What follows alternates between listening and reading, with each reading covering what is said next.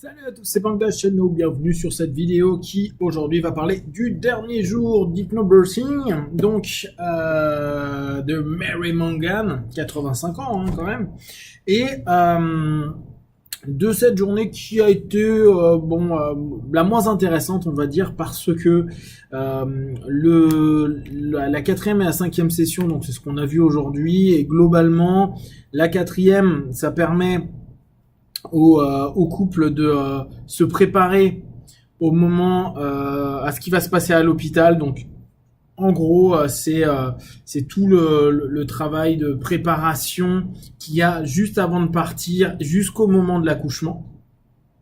Donc ça va être ce qu'il faut emmener, ce que le partenaire doit dire, ce que la future mère peut faire pour apaiser telle ou telle chose, rappeler les respirations. En fait, c'est un récap de ce qui peut se passer, ce qui a déjà été vu. Et qu'est-ce qu'il y a qui moi m'a marqué et que je me suis dit nous en France ça va être un peu compliqué. C'est qu'on a l'impression qui sont vachement dans le conseil de ce qu'il faut faire ou pas faire. Il y a une espèce d'orientation où je me dis, quelqu'un qui, avec notre culture et notre façon de voir l'hôpital, parce que à savoir que ils y vont pas pour n'importe quoi à l'hôpital parce que ça coûte bonbon, que c'est un petit peu une galère sur plein d'éléments, notamment financiers. Donc on sent que c'est très procédurier. Alors que nous, la femme perd les os, elle va y aller, alors que eux, ils vont dire non, faut que vous attendiez tel type de contraction, ce qu'ils appellent des vagues, tel type de vague, etc., etc. Donc, il y a une espèce de suggestion qui, pour moi, n'a rien à faire à un hypno, quoi, qu'un hypno n'a pas du tout à pratiquer, et surtout chez nous en France. Donc, ça m'a un petit peu moi, je me sentais un peu distant par rapport à ça parce que c'était vraiment le système américain qui était mis en avant. Et le cinquième, donc la cinquième session, c'est sûr, à partir du moment où l'enfant vient d'arriver, d'être accueilli et les différentes manières les différents conseils qu'il donne pour que la mère puisse se reposer, pour que y ait un lien avec la tétée, etc., etc. Donc j'ai envie de dire, là, on est plus sur du bon sens qu'autre chose. On est plus sur du bon sens que le reste où il y avait vraiment tout un travail de posture, un travail technique, un travail de respiration, un travail de suggestion, un travail d'hypnose, etc. Là, on arrive sur du bon sens et moi, ça me fait dire, tiens, 5 sessions pour faire ça. Ouais, mais peut-être en arrangeant les choses, parce que les deux dernières, je vais bien le réétudier et bien me replonger dedans, mais globalement, c'est pas forcément ce qu'il y a de plus de plus intéressant. Et je suis pas sûr que nous, en France, soit forcément quelque chose qui a beaucoup d'intérêt. Bien que, bien sûr, les futurs parents peuvent avoir plein de questions sur leur comportement à avoir et que ça peut être vu, mais est-ce que faut le faire en 2 sessions ou est-ce que en regroupant la 4 et la 5 ça peut faire quelque chose de bien? Je ne sais pas. À voir, à expérimenter et puis à réfléchir sur le sujet. Donc globalement, l'hypnobirthing est plutôt sympa. Alors ce que j'aime bien aussi, c'est qu'ils font un espèce de certification qu'on doit, en fait, on a 90 jours pour envoyer un questionnaire. Alors, je sais plus où je l'ai mis, le questionnaire. Bref, ça n'a pas vraiment d'importance. Et dans ce questionnaire, il y a, en gros, tout le cours. Et il suffit de remplir ou répondre à des questions, etc., etc. Ce qui est intéressant, c'est que ils ont vraiment on sent qu'il y a une volonté que la communauté d'hypnobirthers se développe complètement. Parce que apparemment il y a beaucoup de demandes et qu'il y a cette volonté d'alternative au niveau de l'accouchement ou de l'accompagnement à l'accouchement qui prend beaucoup de place maintenant aux États-Unis. Ils expliquaient que là, c'est dans certains États, ils arrivent, je crois au Minnesota, ils arrivent à avoir des classes de 20 couples et qu'il y a de plus en plus de demandes en Floride, là où il y a Mickey, bah apparemment elle a 10-15 personnes par session. Donc c'est quelque chose qui prend de l'ampleur, et donc ils ont vraiment, on les sent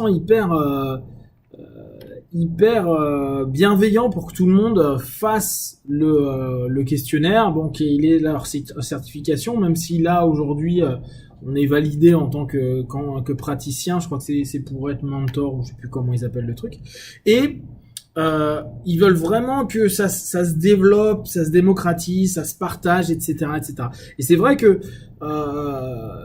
pour avoir eu moi des échos d'accouchement, pour avoir eu aussi la chance de pouvoir accompagner des mères enceintes et leur mari, les faire intervenir dans le process, c'est vrai qu'il y a quelque chose d'hyper intéressant à faire, d'hyper complémentaire, parce que peut-être que nous ça ira pas aussi loin là-bas, ici en l'occurrence, ils ont cette espèce de notion où limite l'hypno, il peut être là le moment de l'accouchement. Moi, je me verrais mal arriver et faire salut Joe, ça va, bon attends, je vois Janet et puis je vais l'accompagner parce que c'est moi le partenaire par exemple. Mais eux, ça les choque pas plus que ça apparemment. Donc il y a, je pense réellement une démarche qui peut être vraiment positive. Je pense qu'en France, on a de quoi faire. Je pense que vraiment il y a de belles choses à faire. Peut-être modifier certains aspects, mais sur les éléments de fond, de base, transe, suggestion, massage, respiration, comment s'orienter, le travail perso des couples, le travail perso de la femme enceinte comme le travail perso du futur père. Ça donne quand même une orientation où c'est moins subir l'accouchement qu'être à nouveau son propre initiateur de tout ça. Et ce qui est intéressant, ce qu'il disait à un moment, c'est cette idée de laisser faire. La technique est basée sur laisser faire. Faites confiance. Votre corps est constitué et est fait comme ça, etc., etc., etc. Sans dire qu'il ne faut pas l'intervention médicale ou autre, mais limiter au maximum. Donc, séminaire intéressant. Vraiment, si vous avez l'occasion de vous, en tant qu'hypno, de vous former, et même en tant que non-hypno, parce que comme je vous ai dit, là, il y a plein de newbies. N'hésitez pas, c'est sympa. Je sais pas, j'ai vu Lipasco hier, qui me disait que je crois qu'il y a qu'une formatrice au Canada en ce moment, pour les francophones au Québec, et j'en suis même pas encore sûr, elle n'en était pas sûre, donc faudrait vérifier, mais n'hésitez pas, je pense que c'est intéressant. Et puis pour les personnes qui veulent mettre ça en place, n'hésitez pas à voir si vos hypnos près de chez vous font quand même quelque chose qui ressemble, ou qui ont leur propre méthode. Là je vous parle de la méthode Mangan, mais il y a d'autres personnes qui ont réfléchi aussi au système, qui ont un petit peu moins de recul peut-être, mais qui sont bons. Donc pour les personnes qui sont intéressées, n'hésitez pas à voir avec des hypnoses ce que vous pouvez mettre en place par rapport à ça.